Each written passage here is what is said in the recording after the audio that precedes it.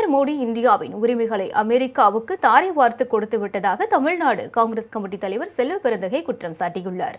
சென்னை சத்தியமூர்த்தி பவனில் தமிழ்நாடு காங்கிரஸ் கமிட்டி கலைப்பிரிவு தலைவர் கலாராணி தலைமையில் மாநில மாவட்ட நிர்வாகிகள் அறிமுகம் மற்றும் ஆலோசனைக் கூட்டம் நடைபெற்றது. இதில் தமிழ்நாடு காங்கிரஸ் கமிட்டி தலைவர் செல்வ பெருந்தகை சிறப்பு விருந்தினராக கலந்து கொண்டு புதிய நிர்வாகிகளுக்கு நியமன ஆணைகளை வழங்கினார். இந்நிகழ்ச்சியில் நாடாளுமன்ற உறுப்பினர் சுதா ராமகிருஷ்ணன், மாநில துணைத் தலைவர்கள் சொர்ணா சேதுராமன், எதியதுல்லா, மாநில அமைப்பு செயலாளர் ராம்மோகன் உள்ளிட்ட பலர் கலந்து கொண்டனர்.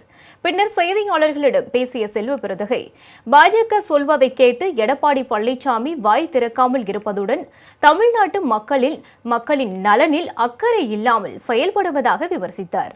எடப்பாடி பழனிசாமி மற்றும் பாஜகவின் செயல்பாடு இப்படியே தொடர்ந்தால் அதிமுக மற்றும் பாஜக அலுவலகத்தை முற்றுகையிட்டு போராட்டம் நடத்தப்படும் என அவர் தெரிவித்தார்.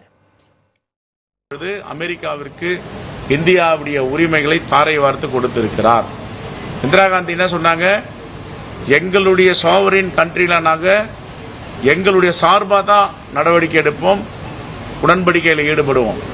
ஆனால் அமெரிக்கா ஃப்ரெண்ட்லி கண்ட்ரி தான், எங்களை டிக்டேட் பண்ண முடியாதுன்னு சொன்னாங்க. ஆனால் இன்னைக்கு என்ன நிலை ஏற்பட்டிருக்கு?